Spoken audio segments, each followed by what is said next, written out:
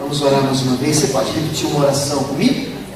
Diga assim: Senhor meu Deus, em nome de Jesus, eu concordo aqui na terra que o Teu Espírito Santo tem liberdade para ministrar na minha vida, curar as minhas feridas, me trazer de volta a um lugar de intimidade com o Pai.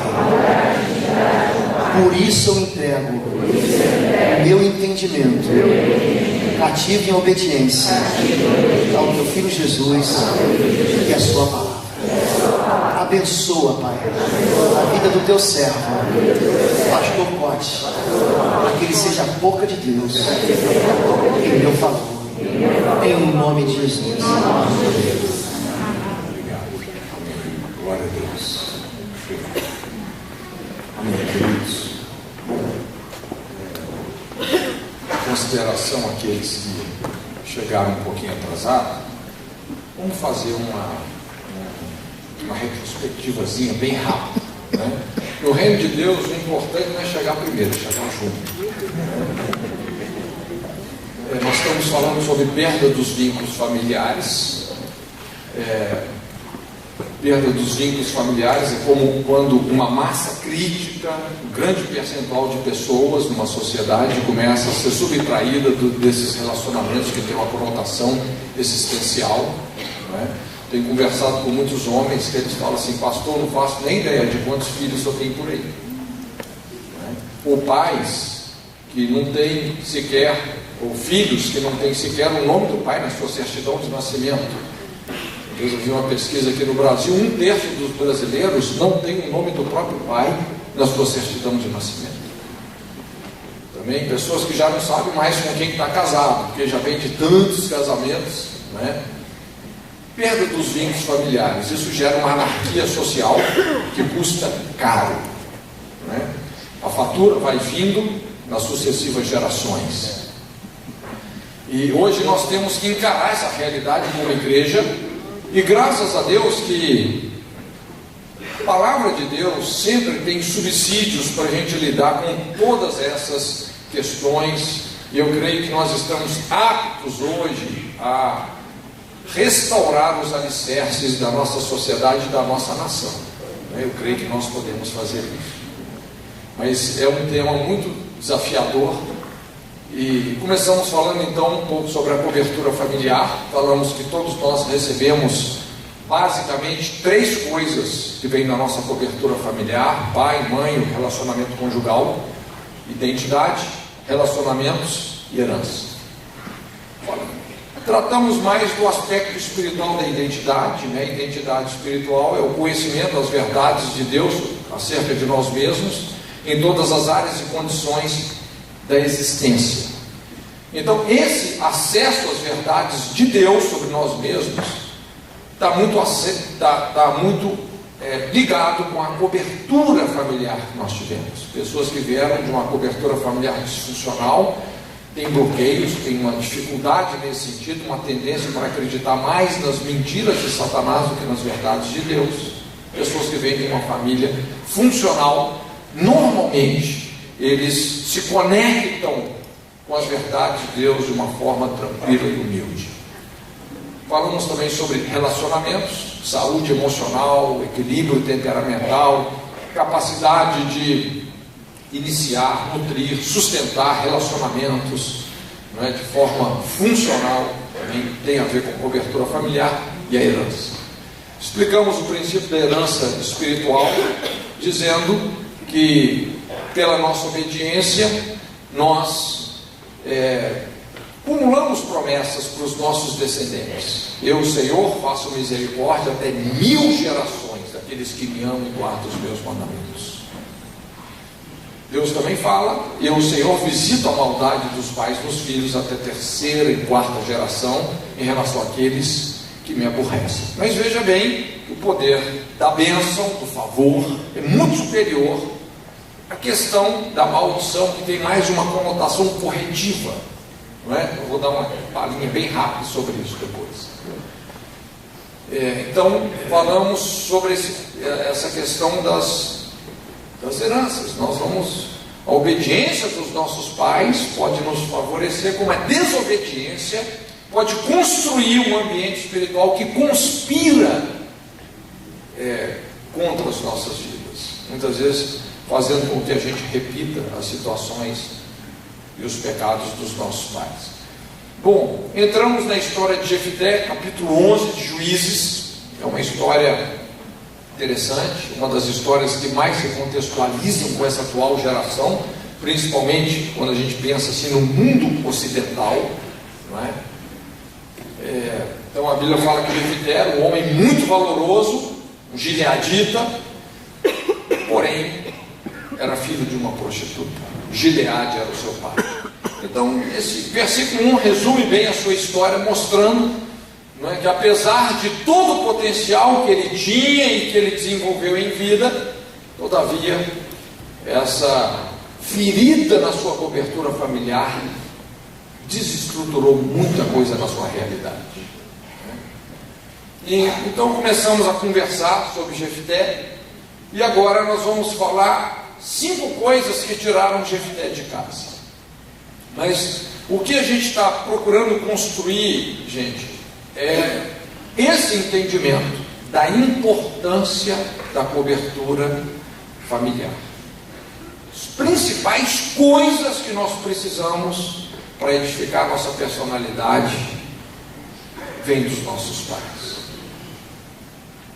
A principal forma de Deus nos abençoar é pelos nossos pais. Aqui entra um princípio de honra aos pais.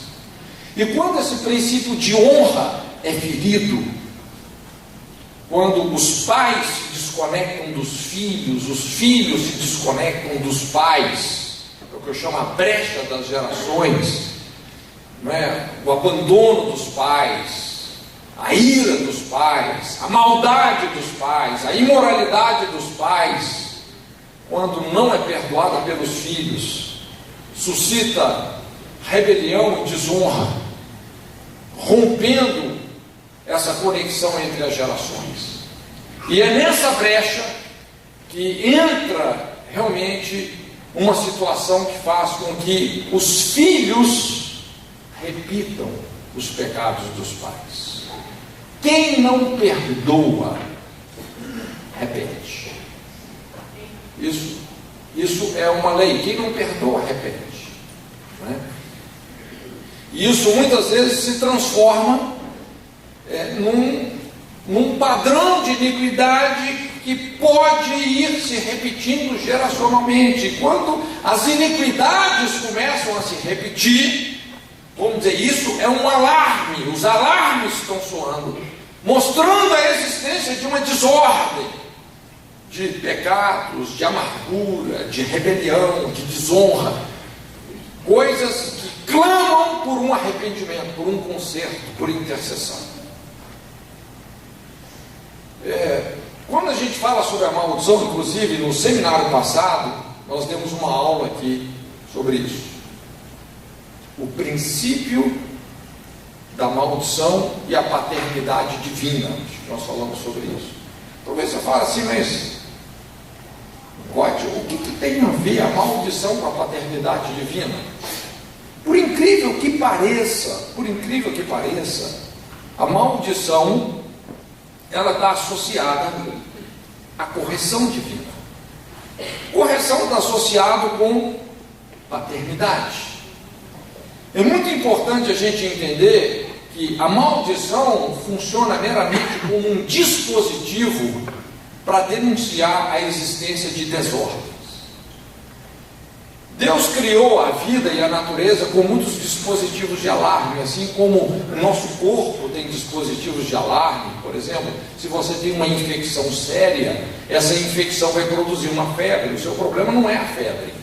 A febre só é o alarme, denunciando a existência de uma desordem no seu organismo. Não adianta só você tomar um antitérmico e não lidar com a desordem, não lidar com essa infecção. A maldição é a mesma coisa, gente. A maldição é um chamado à correção, é um chamado a lidar com a desordem. Por isso não adianta você querer quebrar uma maldição em nome de Jesus se você não está lidando responsavelmente com aquela desordem espiritual que pode estar vindo inclusive de longe na sua família.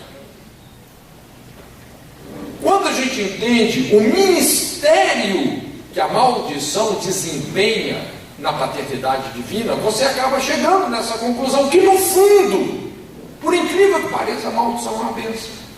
E não podia ser diferente. É um princípio divino. Não foi o diabo que estabeleceu a maldição, apesar dele ser um agente. Foi Deus. Então Deus sabe como nos balançar, como confrontar as nossas rebeliões sistemáticas, a nossa dureza de coração. Deus sabe falar essa língua, Ele é expert em criar filhos. Então uma das coisas que mais denunciam a nossa dureza é quando você vê um esquema onde pais e filhos se desconectaram, onde abuso é correspondido com rebelião e desonra, quando há esse desconectar dos corações. Por isso que o ministério de João, ele se fundamentou nisso, converter o coração dos pais aos filhos e dos filhos aos pais. Você pode observar, essa é a mensagem que liga o Antigo ao Novo Testamento. Qual foi o último versículo do Antigo Testamento? Você se lembra? Malaquias 4:6. Qual foi o clamor de Malaquias? Deus dizendo: olha, se os pais não se converterem aos filhos, os filhos não se converterem aos pais, se não houver humildade por parte dos pais da velha geração, quebrantamento por parte da nova, eu, Senhor, vou ferir a terra com maldição. Aí vem 400 anos de silêncio bíblico. Depois do profeta Malaquias na Bíblia, o próximo é João Batista. Qual foi a mensagem de João? A mesma de Malaquias. Apesar de você ver uma descontinuidade assim de 400 anos, a mensagem é a mesma. E foi com essa mensagem que João fez uma terraplanagem, removendo os montes, preenchendo os vales, distorcendo o que estava torcido, preparando o caminho para o avivamento em pessoa, que foi Jesus. Coração dos pais se convertendo aos filhos, coração dos filhos se convertendo aos pais. Milhares de pais pródigos voltando para os seus filhos, os filhos pródigos voltando para os seus pais, se arrependendo dos seus pecados, sendo batizados no Jordão. Isso realmente trouxe a manifestação da salvação em Cristo. Então esse é um princípio poderoso. E muita coisa que envolve a prova do nosso caráter tem a ver com esse tipo de conspiração. E muitas pessoas vivem lutas intensas nesse sentido, no âmbito da família. Os principais ataques malignos, eles têm sempre uma conotação interna, infiltrativa. Não é lá fora no mundão que o diabo está investindo esforços, mas é a nível de mentalidades, é dentro da família, dentro da igreja. É aí que a batalha realmente se trava, né? E nós temos que ter muito discernimento para não combatermos o mau combate, e sim o bom combate da fé, né? Então, o que a gente observa na história de Jefté é isso, que de alguma forma ele foi arrancado da sua casa. E isso fez com que ele reproduzisse a situação dele. Assim como ele foi queimado pelo seu pai, nós vamos ver, ele também queimou a sua filha. A coisa se repetiu. E a gente vê isso em muitos outros episódios bíblicos. Você lembra a história de Absalão? Absalão desenvolveu uma amargura profunda pelo seu pai Davi, porque Aminon estuprou Tamar, que era sua irmã, e Davi não teve coragem de punir o Aminon, por causa de uma imoralidade, de um estupro, de um abuso. Ele cometeu aquilo que em Israel era loucura. E por fim, Absalão fez justiça com as próprias mãos. Mas lá na frente, o que o próprio Absalão fez? Condenando o pai que não puniu o estupro do irmão. Ele estuprou as esposas do pai, as concubinas do pai, à luz do sol. Quem não perdoa, repete. Então, isso é uma lei, espiritualmente é uma lei. E tem uma força realmente tremenda. É o que a gente observa nessa história de Jefté. Então, para a gente aprofundar um pouco mais e tratar de algumas questões que são bem significativas, algumas feridas sociais, gente, que precisam ser discernidas e exprimidas, com a graça de Deus, né? Vamos mergulhar na história de Jefté. Nós vamos ver 5 coisas que tiraram Jefté da sua casa, que foi arrancado das suas heranças, arrancado da sua família. A primeira coisa que tirou Jefté de casa foi a rejeição dos irmãos. Se você ler aí no versículo 3, versículo 2: quando os filhos desta eram já grandes, expulsaram a Jefté e lhe disseram: não herdarás na casa de nosso pai, porque és filho de outra mulher. Então os irmãos começaram a criar uma situação com Jefté. Ele era abertamente taxado, rotulado pelos irmãos, ou meio-irmãos, né? Porque eram irmãos, mas apenas por parte de pai. Mas ele era rotulado como filho de outra mulher, por causa da identidade que ganhara, filho da prostituta. Imediatamente ele se viu sem herança. Quando a sua identidade foi traumatizada, os relacionamentos se tornaram ameaçadores e a sua herança acabou sendo saqueada. Lembra as 3 coisas que nós falamos no início, na nossa introdução, que nós recebemos dos pais? Primeira coisa que nós recebemos: identidade. Qual era a identidade de Jefté? Como que ele era conhecido? O filho da prostituta. Quem deu essa identidade para ele? Pai e mãe. A mãe era uma prostituta, o pai era um adúltero. Segunda coisa que nós recebemos: relacionamentos. Como é que estavam os relacionamentos de Jefté? Se você observar bem, ele estava sendo quase que linchado emocionalmente. Nós vamos ver aqui em relação ao relacionamento com irmãos, com pai, com mãe, madrasta. No versículo 7 a Bíblia fala que os anciãos da cidade expulsaram ele de dentro da sua própria casa. Vamos dizer, o cara estava sendo realmente rechaçado de todas as formas, os relacionamentos destruídos. E a terceira coisa que nós recebemos dos nossos pais: herança. O que aconteceu com a herança de Jefté? Foi tirada. Não herdarás conosco. Você está arriscado no testamento. Você não tem herança. Você é filho de outra mulher. Você está cortado. Então a gente percebe que esses 3 pilares que seriam essenciais para a construção da sua personalidade, isso desmontou. Estava desmontado. Principalmente com esse posicionamento que os irmãos tomaram. Isso, na verdade, acabou botando ele para fora de casa, desconectando ele da bênção familiar. Esse estigma começou a nutrir uma ferida muito grande na vida de Jefté. A segunda coisa que tirou Jefté de casa: a indiferença do pai. Então aqui, vamos ver se a gente afunda um pouco mais o prédio, né? Quem era o pai de Jefté? Um homem chamado Gileade, o nome da cidade, né?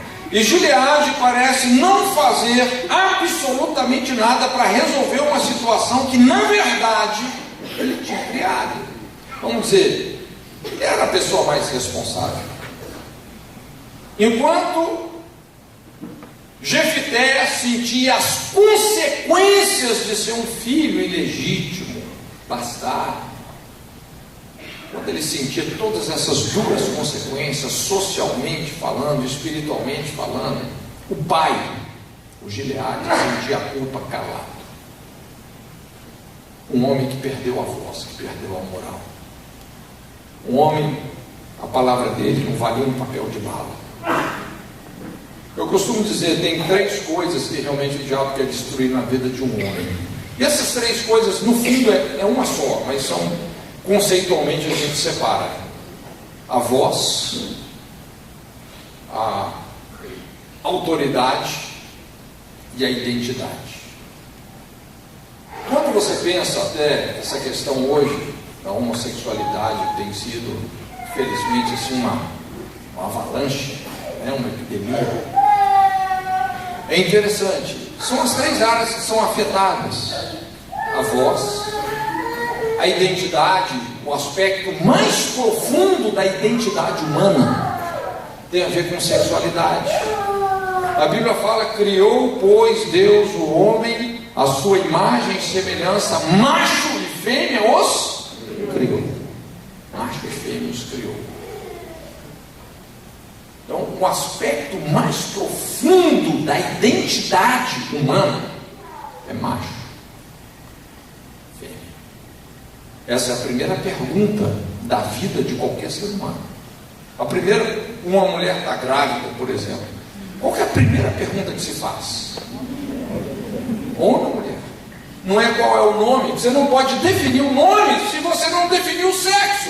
Imagina uma pessoa que não sabe responder a essa primeira pergunta. A pessoa tem uma confusão nesse sentido. Como que ela vai poder chegar no propósito de Deus? A sexualidade é a base da identidade. A voz, identidade e autoridade são coisas que o inimigo quer ferir os homens. E de certa forma, a gente vê aqui Gileade, o pai de Jefité, como um homem assim, um homem que perdeu a autoridade, um homem que se perverteu na sua identidade, um homem que perdeu a voz, perdeu a moral. Se eu te pergunto assim, quem tinha mais voz ativa nessa família? O pai de Jefité ou os irmãos? Se você olhar, você vai perceber que são os irmãos que estão dando as cartas aqui. Isso é bem nítido. Quando os irmãos deserdaram Jefité, por exemplo, o que o pai fez? Nada. Quando por tantas vezes Jefité era moralmente agredido por seu filho da outra, o pai nunca fez nada. Quando os anciãos de Gileade expulsaram Jefité da sua própria casa, o pai continuou não fazendo nada. Eu imagino que isso tenha ferido ainda mais profundamente a Jefité.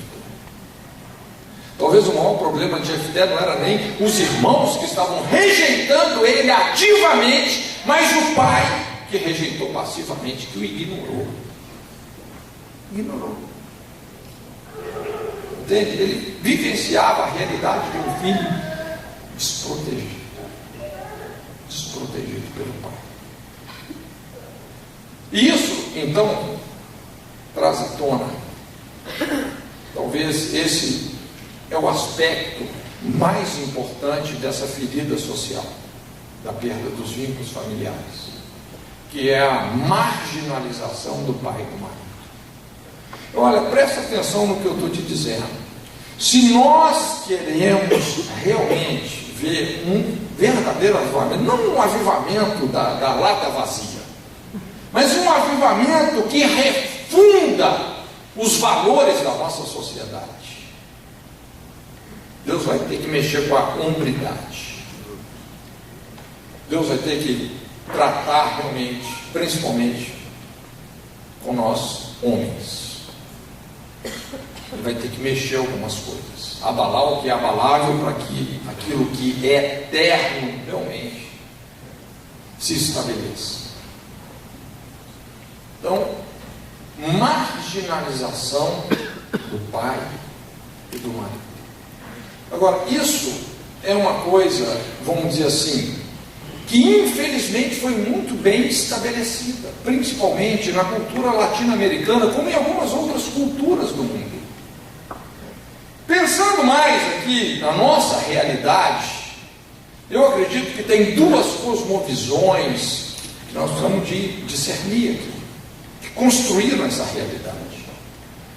Por incrível que pareça, a primeira cosmovisão é a cosmovisão religiosa, porque nós recebemos um evangelho órfão.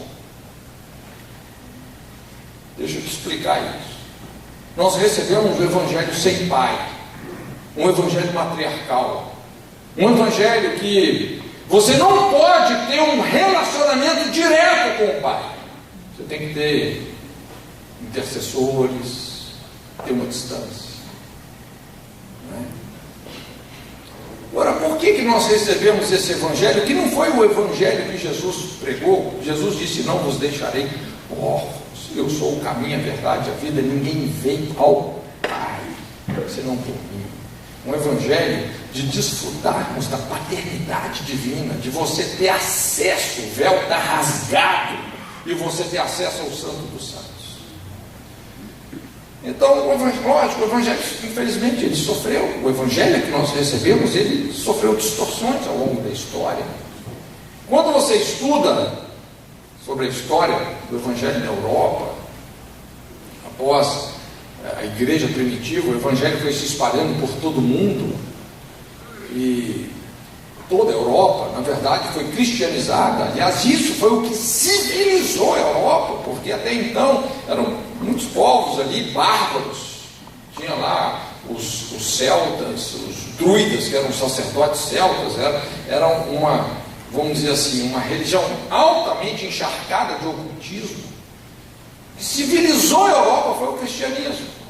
E o cristianismo se difundiu por todas as regiões. Só que a partir do século VIII houve um crescimento também exacerbado do islamismo. E essa região, na Europa, Península Ibérica, ali Portugal, Espanha, a partir do século VIII passou a estar debaixo do domínio dos mouros, dos muçulmanos. Tanto é que você vai hoje, Portugal e Espanha, você vai ver lá as fortalezas dos mouros, são pontos turísticos que você pode visitar.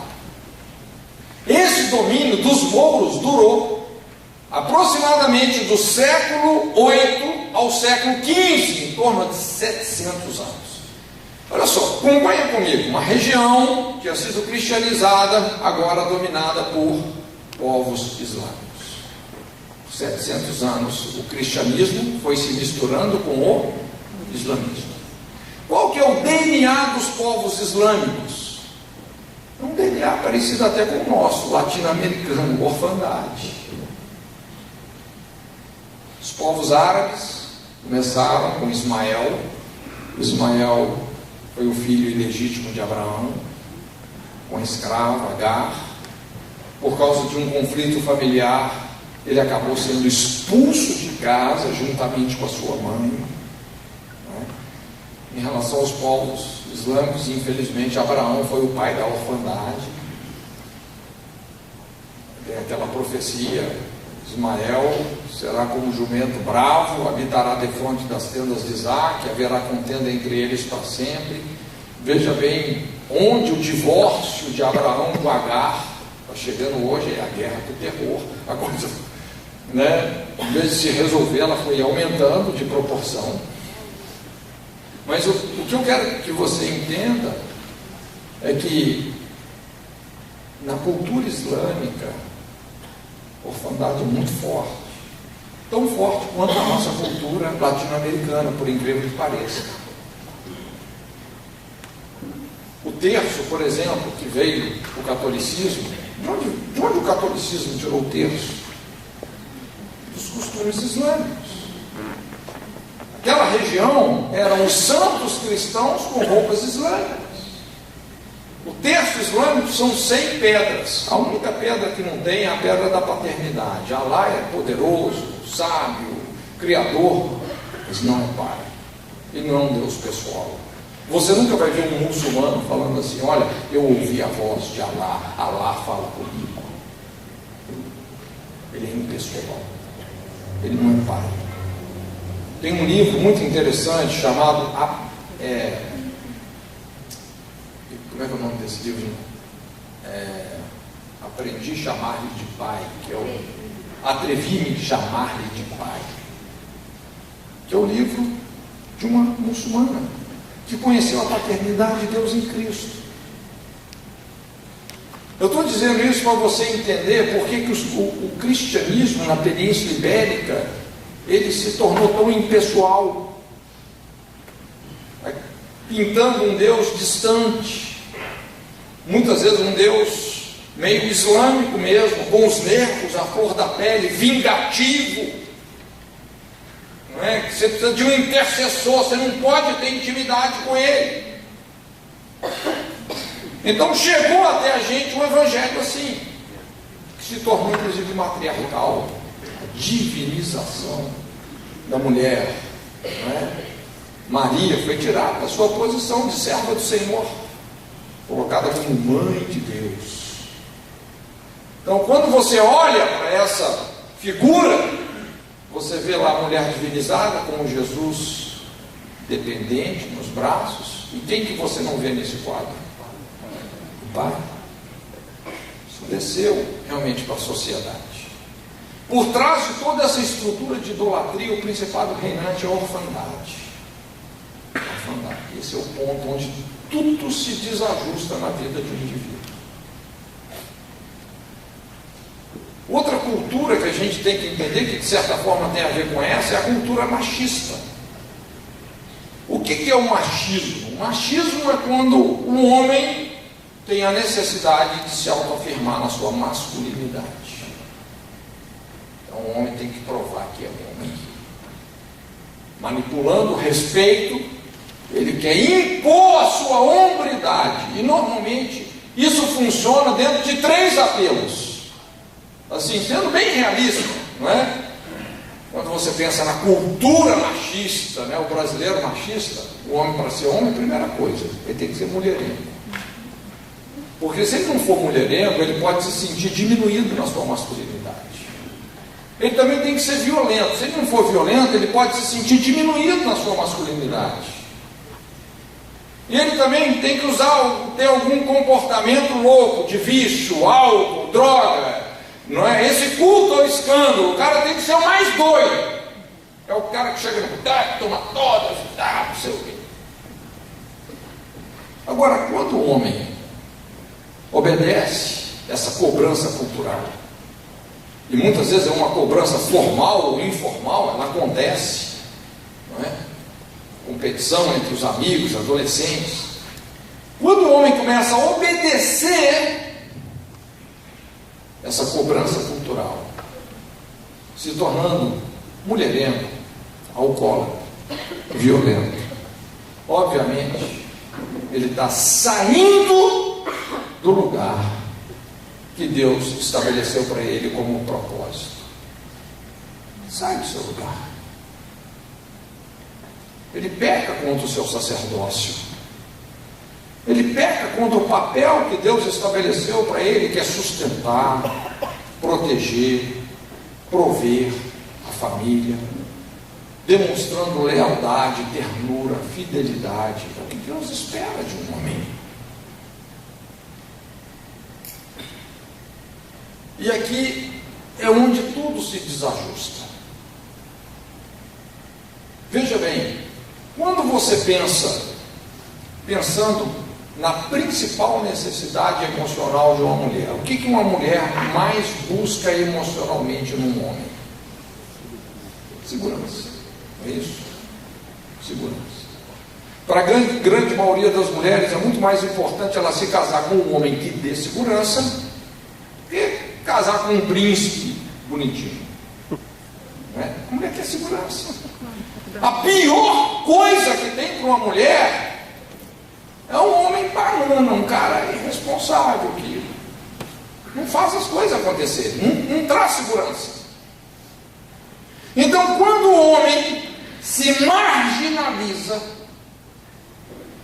ao invés dele sustentar o lar, demonstrando fidelidade, compromisso, confiança, amor, altruísmo, se ele se marginaliza, agora ele está na casa da amante, o coração dele já não está mais no lar, ele vai inocular insegurança na sua esposa.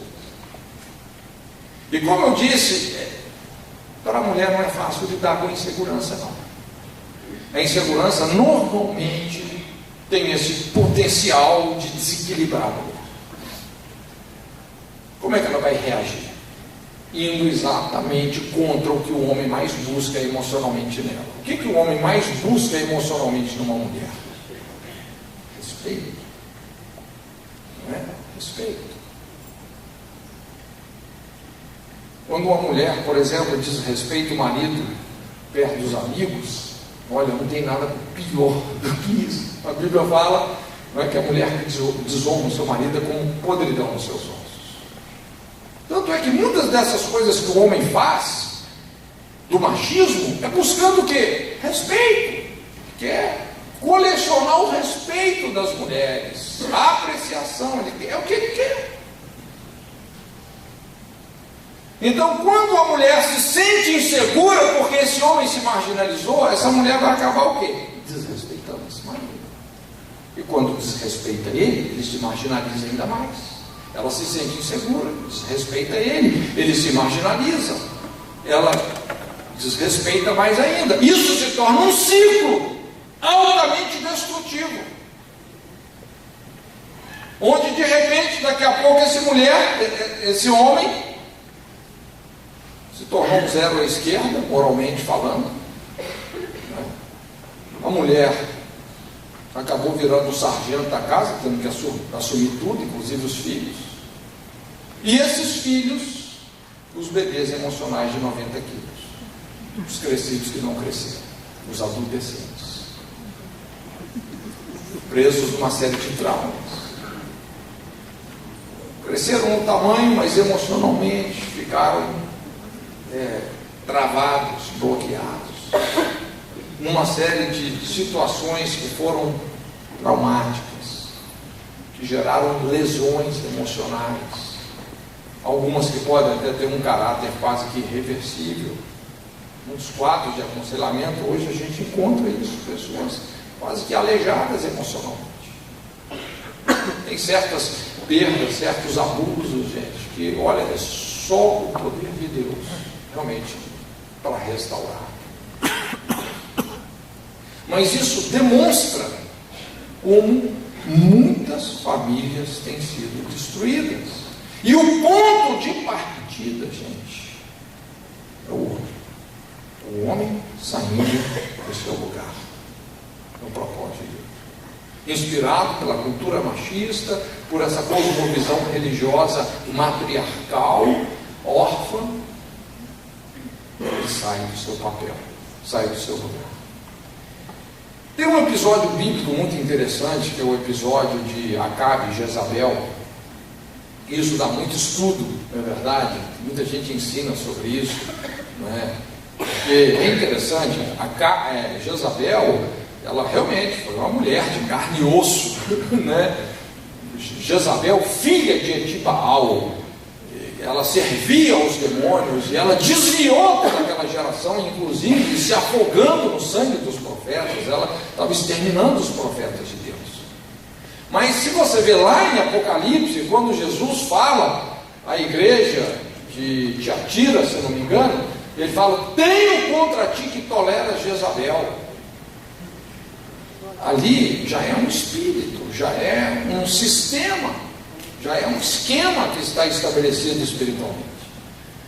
E esse esquema Jezabel é um esquema para desestruturar lideranças. Esse é o propósito maior. E quando a gente aplica isso no conceito de família e casamento, normalmente qual que é a tendência? É rotular as mulheres. Se tem uma mulher que é um pouco mais atirada, iniciativa, mas o pessoal fica ali com a Gesa, né? Mas na verdade, gente, o problema não é a mulher. Só tem uma Jezabel onde tem um Acabe. Entende?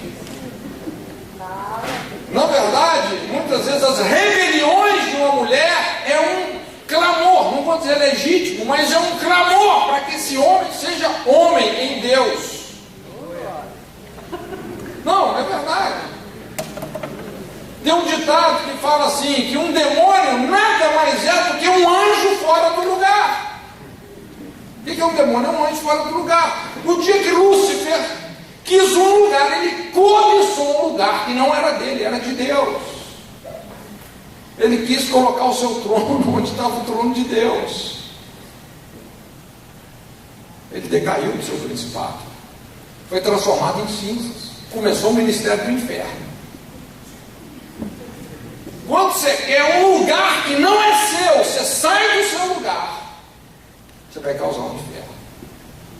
Quando o homem sai do seu papel,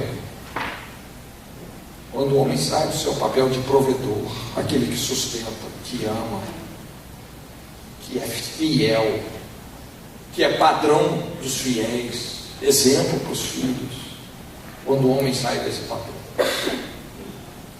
ele transforma a família num inferno. Muita coisa começa a ser destruída. Esse é o problema da marginalização do pai e do marido. Eu não tenho a mínima sombra de dúvidas que o Espírito Santo está tocando uma trombeta muito afinada. E quem tem ouvido para ouvir, ouça. O Espírito Santo está chamando os homens dessa nação para o seu lugar. Amém. Amém. Para o seu lugar. Está chamando os pais para o seu lugar de pai. Pai não é só amigo de filho, não, é pai. Está chamando os maridos para o seu lugar de marido, de lealdade, de fidelidade, compromisso, altruísmo, aliança. Deus está chamando os homens para o seu lugar. E à medida que os homens responderem a isso, nós vamos refundar os alicerces dessa nação. Amém. Nós vamos ser um povo diferente. Isso, você sabe que isso já está começando a acontecer por um lado. Apesar que o mundo, as coisas estão se polarizando, como a Bíblia fala em Apocalipse, que é santo, santifique-se ainda, que é sujo, suje-se mais. Mas nós temos visto em alguns lugares aqui no Brasil, as estatísticas em relação à família estão melhorando. Por tudo isso que Deus tem feito através da sua igreja. Então tudo isso reflete essa ferida social. Quero te dar consciência dessa ferida social. Marginalização dos pais e dos maiores. Isso, até alguns anos atrás, era muito claro na igreja. A gente via muitas igrejas que ministerialmente eram carregadas nas costas por mulheres. Reunião de oração, mulher. Evangelismo, mulher. Missões, mulher. Os homens tendo uma participação assim, tímida. Não é? Isso está mudando. Graças a Deus. Graças a Deus, está mudando. Não é? Mas eu creio mesmo que é necessário um reposicionamento. Porque veja bem, gente, a questão maior, não é? A questão maior não são os demônios, a questão maior é o nosso posicionamento. Muitas vezes a gente se depara com essa realidade. Depois ali de uma semana de aula, nós começamos a ter um tempo de arrependimento coletivo. Eu me lembro que foram horas e horas pessoas confessando, arrependendo, um mover de Deus tremendo. Eu não me esqueço que eu tinha uma irmãzinha que estava ali, ela era cega de um olho. Ela começou a confessar os pecados, coisas muito pesadas. Só de confessar ela foi curada. Ninguém orou para ela ser curada, ela foi curada. Mas eu não me esqueço da história desse rapaz. Ele foi o primeiro ali a se posicionar e começar a abrir a vida dele. E ele cresceu literalmente num dos morros lá no Rio de Janeiro. Acho que na época era um dos morros com o maior volume de tráfico, de droga. Cresceu no submundo do crime. E ele contando a história dele. Nesse morro tem uma lei. A lei é o seguinte: as meninas são mães aos 13, são avós aos 26 e bisavós aos 39.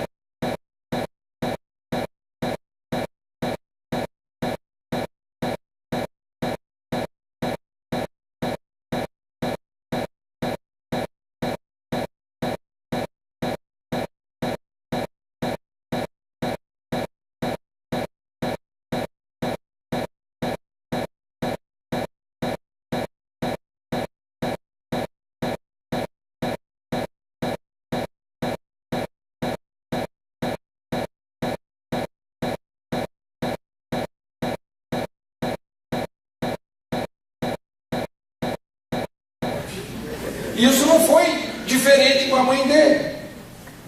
Então a mãe ele tinha um irmão que era bem mais velho, de um outro pai, e ele, pequeno, seus 5, 6 anos de idade. Eles moravam num barraquinho, que era assim, talvez 3 por 4 metros, ali acontecia tudo. Tinha a cama da mãe, fogãozinho, banheirinho, e ele dormia debaixo da cama do irmão. O irmão sempre chegava mais tarde, porque a mãe trabalhava em casa, então ele não podia ver a mãe trabalhando, não é? Ele entrava para debaixo da cama do irmão, onde ele se aconchegava, e ali a mãe recebia homens conhecidos e desconhecidos dele. Obviamente não tem como dormir, a mãe se relacionando sexualmente com aquelas pessoas, e ele tinha que engolir esse caroço. Ele sentiu uma vergonha terrível, quase todo dia isso se repetia. Ele estava sendo sistematicamente mutilado por dentro, porque as coisas que aconteciam com a mãe dele eram terríveis.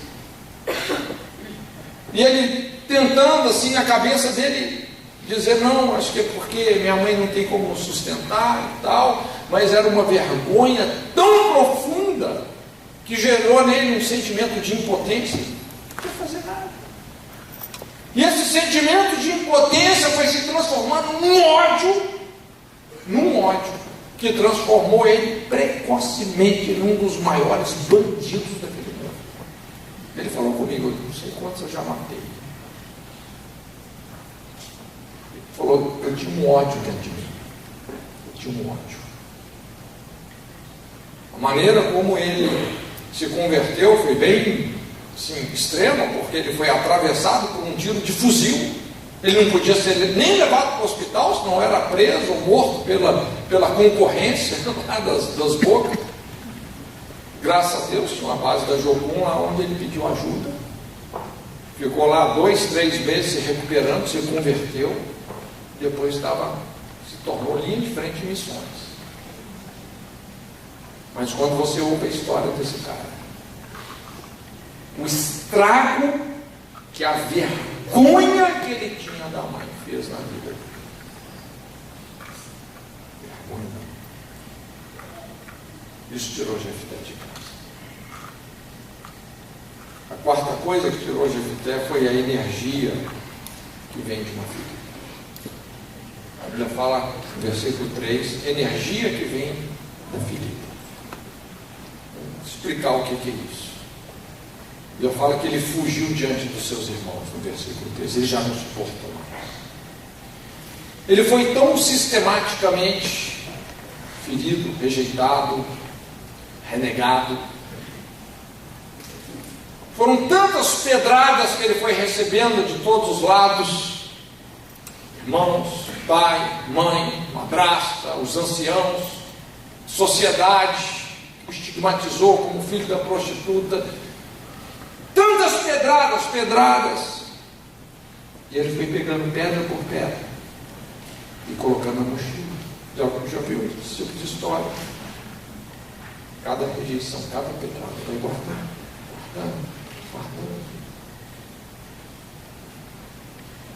E ele decide ir embora. E quando ele decide ir embora, o que dá a entender é que o que nutria Jefté era a possibilidade de uma vingança emocional. É como se ele tivesse dizendo assim, olha, eu estou indo embora, rejeitado por todos, renegado por todos, mas um dia eu vou voltar nesse lugar e eu vou provar que eu sou melhor que todos.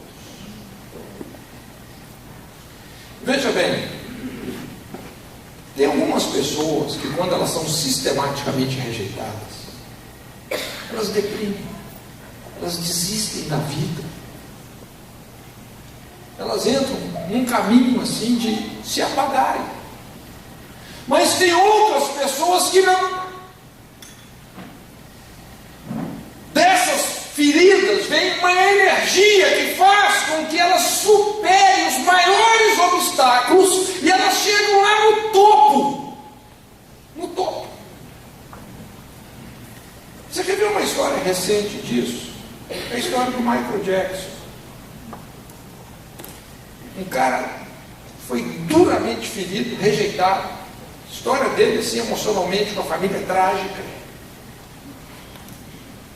E ele desenvolveu tantos complexos, ele não aceitava nem mais a sua fisionomia.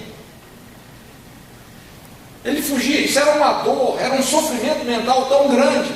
Eu lembro pouco antes dele morrer, ele disse uma frase assim, ele falou: eu não quero crescer, eu quero ser uma eterna criança, eu quero viver na Neverland, na terra do nunca. Mas por um outro lado, dessas feridas, ele tinha uma energia tão grande que o cara chegou no topo do mundo, mas não se suportava interiormente. Tanto é que ele morreu como morreu numa overdose.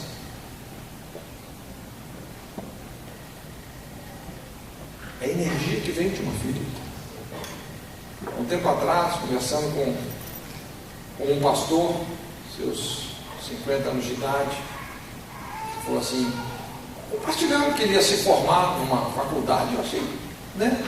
Que bacana, que legal, né? Nessa idade, se formando. Ele falou: não, mas eu não vou exercer a profissão, não. Mas por quê? Não, é porque a vida inteira meu pai falou que eu não tinha capacidade de ter um curso superior. Então eu estou me formando para provar para ele. Eu falei: meu Deus, é muita doença. É muita doença.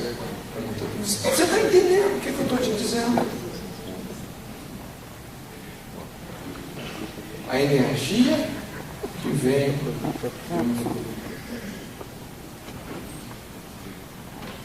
e isso fez de Jefté um homem vulnerável,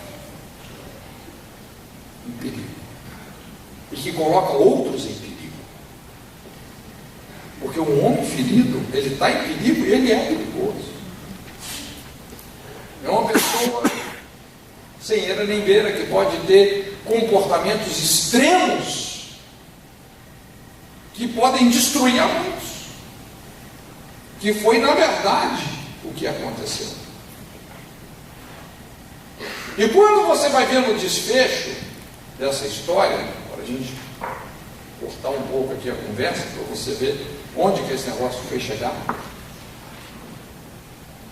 lá na frente, realmente ele se torna uma pessoa, vamos dizer assim, com muita capacidade de liderança, até mesmo militarmente falando. Ele tinha quase que o seu exército, morava num outro lugar. A nação de Israel estava numa crise terrível, começou a ser atacada pelos amonitas, e ele se tornou um referencial. Era esse cara que estava usando a energia da vida para chegar no topo. E o que acontece? Os anciãos da nação convidam ele e falam: Jefté, vem nos ajudar contra os amonitas. E quando vem esse convite, então ele fala: agora vocês querem a minha ajuda? Vocês me rejeitaram? Tudo bem, eu vou, mas tem uma coisa: se eu ganhar a guerra, eu serei o vosso chefe, eu vou governar a nação. E os anciãos de Israel, eles fizeram um juramento, prestaram um juramento, fizeram uma aliança com ele, dizendo: não, se você ganhar a guerra, se você nos livrar dos amonitas, você será o nosso chefe. É quando ele faz esse voto. Deus, eu tenho que ganhar essa guerra, porque se eu ganhar essa guerra, eu vou ser o chefe da nação. Se eu ganhar essa guerra, os meus irmãos que me herdaram vão ter que me engolir. Eu vou provar para o meu pai e para a minha mãe que eu sou melhor que eles. Todos aqueles que me renegaram vão ter que baixar a cabeça e me engolir. Me dá essa vitória. Me dá essa vitória. Nem que isso custe a minha descendência, mas me dá essa vitória. Você sabe qual que é o pior? Que Deus deu ele. antes não tivesse dado. Esse é o problema quando essa energia da ferida se torna uma obsessão, uma idolatria. Você lembra Ezequiel 14:4? Quando Deus fala, Ezequiel, fala lá para os anciãos, da próxima vez que eles vierem me consultar com os seus ídolos no coração, eu vou responder segundo a multidão dos seus ídolos. Irmãos, olha, a gente querer manipular o propósito de Deus, consultar Deus com motivações corrompidas, com o coração ferido, envenenado, é perigoso. Perigoso. Há um tempo atrás, eu acompanhei uma situação, um pastor, muitos anos atrás, eu conheci esse pastor desde que cheguei aqui em Curitiba, mais de 25 anos atrás. E ele tinha um potencial enorme, tremendo. A igreja realmente estava crescendo muito, mas a gente percebia que ele arrastava muitas correntes. Um cara muito machucado. Mas parece que quanto mais ele sofria, mais isso impulsionava ele a se tornar o homem de Deus que ele estava se tornando. E as coisas assim aparentemente foram dando certos na igreja, mas quanto mais dava certo na igreja, pior era no casamento. A coisa no casamento foi piorando, tal, não é? E por fim, quando principalmente no casamento a coisa se desajusta, acaba que emocionalmente a pessoa fica vulnerável quando alguém se aproxima. A pessoa entra numa cilada muito fácil. Foi isso que aconteceu com ele, com uma secretária, e começou a fazer aquele papel que a esposa deveria fazer e não fazia, e aos pouquinhos eles foram se envolvendo. Ele percebeu que a coisa era perigosa, mas na cabeça dele ele não podia abrir aquilo com ninguém. Infelizmente, pastor é um bicho solitário, acha que ninguém tem capacidade para ajudar ele. Graças a Deus isso tem mudado muito também. Mas, por mais que ele resistisse, porque, veja bem, gente, ele era um homem sincero, um homem de Deus, como Jefté, um cara que queria agradar a Deus. Mas ferido, machucado, casamento desajustado. Por fim, por mais que ele lutou, acabou acontecendo o que não devia. E ele entrou em colapso. Isso ele me falando. Ele chegava na igreja, eu era o pastor titular, então eu chegava domingo à noite, a mensagem era dele, ele tinha que pregar. Só que quando ele ia pregar, ele sabia que estava em pecado. Então ele começava a chorar, ele desmontava. E ele falando comigo, eu pregava e chorava, pregava e chorava, pregava e chorava. E o povo falava, tinha um som. O pastor prega em lágrimas. E gente convertia, gente era curada, coisas estavam acontecendo, gente. Antes não tivessem, mas estavam. Sabe qual que é o maior perigo numa pessoa que se desvia assim no coração? É que dá certo. Pelo menos por pouco tempo dá certo. Você entende o que eu estou falando? Até que é lógico, isso é uma bomba relógio, é só uma questão de tempo. Essa é uma lei que não vai ser quebrada, o que é feito às escondidas vai ser apregoado nos telhados. E quando isso estourou, meu pai, eu tive a infelicidade de participar da reunião de ata que foi o encerramento dessa igreja. Eu tive essa infelicidade. Isso é a retaliação. Eu só acerto o inimigo, mas o inimigo também acerta.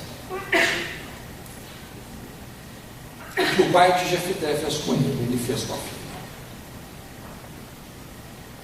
Quando essas coisas não são resolvidas, gente,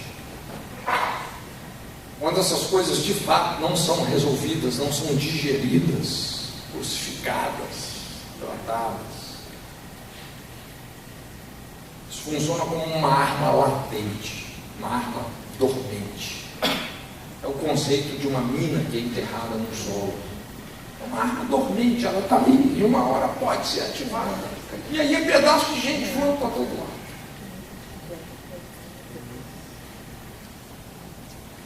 Indiferença do pai. Vergonha da mãe.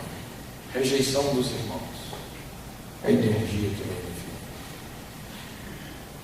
Tudo isso culminou realmente num colapso terrível. Jefté, ele ganhou a guerra. Ele ganhou a guerra, por incrível que pareça. Ele ganhou a guerra. Mas ele perdeu a descendência. Sacrificou a sua filha. Se ela foi literalmente sacrificada, ou se ela realmente não se casou, quer dizer, não teve descendência, isso, assim, numa linguagem cultural, né, na realidade hebraica,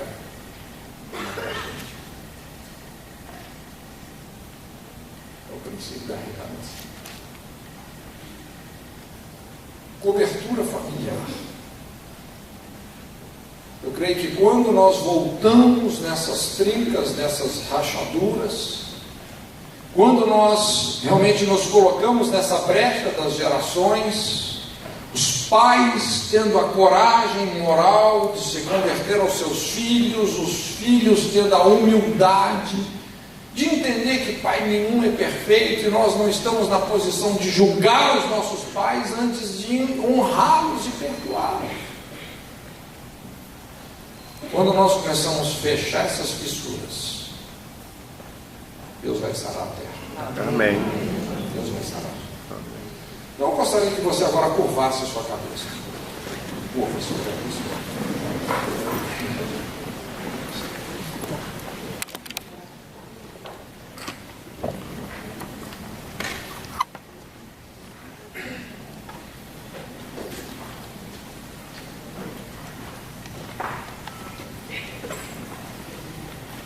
Eu gostaria que você pudesse pensar agora, especificamente no seu relacionamento com o seu pai. Tá? Com o seu pai.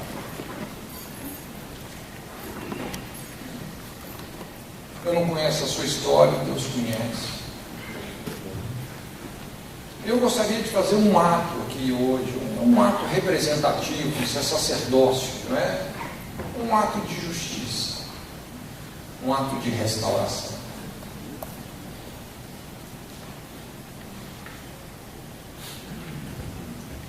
Eu gostaria que agora todos vocês pudessem olhar aqui para mim. Tá? Todos vocês pudessem olhar para mim. E eu quero que você olhasse para mim como se você estivesse olhando para o seu pai. Uma representação. Uma intercessão criativa. Eu quero te pedir perdão. Meu filho, minha filha, eu quero te pedir perdão de todo o meu coração. Eu nunca tive coragem para ter feito isso antes. Eu cometi muitos erros com você. E até então nunca tive coragem de te dizer isso, de humildemente reconhecer e te pedir perdão. Eu quero te pedir perdão por ter sido um homem imoral, por ter tido relação com a sua mãe antes do casamento. Quero te pedir perdão por ter te rejeitado quando sua mãe ficou grávida, pela intenção de abortar você, ver você apenas como um problema. Me perdoa. Na minha covardia eu fiz isso. Me perdoa por ter te abandonado, por ter deixado esse vazio no seu coração, essa falta de referencial do que é um homem, do que é um pai, do que é um marido, por ter sido um pai ausente, por ter te ignorado. Eu quero te pedir perdão por ter sido injusto, duro demais com você, por causa do meu egoísmo, querer as coisas só do meu jeito, não me importando com os seus sentimentos. Quantas vezes eu estava sofrendo, mas eu nem me dava conta do que estava se passando no seu coração. Me perdoa pelo meu autoritarismo, por não te ouvir, por não te dar razão, quando você estava certo, por não ter tido paciência de te ensinar as coisas. Eu quero te pedir perdão por ter acompanhado você na escola. Quantas vezes você quis me mostrar uma habilidade, um desenho, uma coisa que você fez, mas eu não tinha tempo para você. Eu nem me dava o trabalho de virar o rosto. Me perdoa.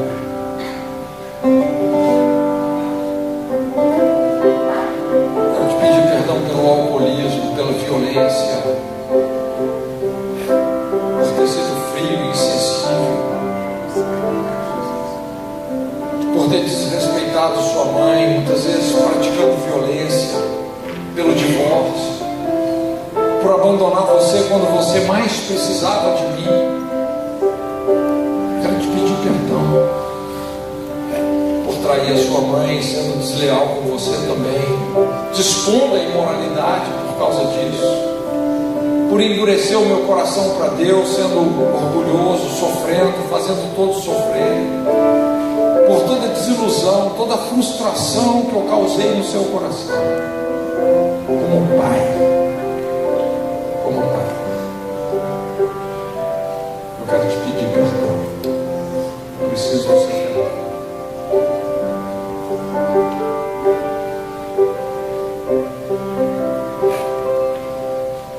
Os olhos. Não deixe essa palavra morrer na tua vida. Você pode mudar a história ainda dos relacionamentos da sua casa. Você pode mudar a história dos relacionamentos dos seus filhos. Você pode pedir perdão. Querido, você pode pedir perdão ao seu pai. Amém. Você pode pedir perdão ao seu filho. Você pode pedir perdão à sua mulher. Você pode sair em nome de Jesus livre. Você pode sair daqui livre. Você pode sair daqui livre. Em nome de Jesus. Em nome de Jesus. Diga a Deus agora. Fale sobre sua família. Fale sobre sua descendência. Filho está aqui. Talvez você não tenha nenhum filho, mas você quer dizer para Deus a respeito dele. Fale agora. Feche seus olhos. Comece a clamar a Deus. Feche seus olhos e comece a dizer a Deus agora em nome de Jesus. Faça planos com o Senhor. Lance uma palavra, uma semente. Lance agora uma flecha no seu futuro, querido. Atinja o futuro espiritual da sua descendência. Atinja o futuro da sua história. Em nome de Jesus. Cancele hoje toda amargura. Libere perdão. Anuncie no mundo espiritual que você perdoa. Libere a sua vida de todo cativeiro. Libere a sua história de toda prisão. Em nome de Jesus. Não fique com a sua boca calada, querido. Não fique com a sua boca calada. Fale com Deus. Abra a sua boca e anuncie no mundo espiritual que você é filho da promessa do Pai. Anuncie no mundo espiritual que você tem um propósito, que é um propósito de Deus na sua vida. Anuncie em nome de Jesus. Se há alguém para você perdoar, aproveite agora. Não saia daqui com essas pedras sobre seus ombros. Não saia por aquela porta sem liberar perdão, porque você será liberto. Você será liberto, irmão. O Pai, volte lá atrás, Pai. Reconheça que você falhou. Reconheça que você foi limitado. Reconheça que você abusou. Reconheça que você feriu. E peça perdão. Amém. Peça perdão. Em nome de Jesus. Pastor Sebastião vai dar uma palavra. Meus irmãos, tudo que você, ou tudo que nós ouvimos, tocou, mexeu com a gente, aflorou a nossa história, nossas emoções. Você vai sair daqui e obviamente o inimigo vai buscar convencer você de que tudo isso foi apenas emocional, de que você não tem como lidar com essa história, você não tem como mudar esses fatos. Eu quero que você se posicione na verdade de tudo que você ouviu. O diabo não poderá tirar da sua mente, do seu coração, a palavra que o Senhor Jesus plantou na sua vida. Você não será mais ruínas, você agora será fundamento das ruínas antigas. Você vai restaurar as suas gerações e as bênçãos de Deus que Ele preparou para você, para sua casa, para sua família, elas serão restauradas, restituídas. Tudo o Senhor vai restaurar, mas depende da sua posição, depende da sua atitude. Então é só a semeadura. Agora você vai precisar regar isso. Como? Continuando na obediência, continuando na oração, crescendo na palavra, se posicionando, arrancando pedra sobre pedra, para que você seja novamente o jardim regado do Senhor. Levante sua mão assim, por favor. Diga assim: Senhor Jesus, eu recebi a tua palavra e eu não abrirei mão dela. Eu decido, serei forte no Senhor e na força do seu poder. Voltarei para casa, mas voltarei com a bênção, com a vitória do Senhor. A minha vida, a minha casa, a minha geração, ela será aquilo que o Senhor disse que seria. Eu tomo a tua palavra como vitória, como verdade sobre a minha vida e sobre a minha casa, no poder do nome de Jesus Cristo, o Filho de Deus. Amém, meus irmãos? Dê uma salva de palmas.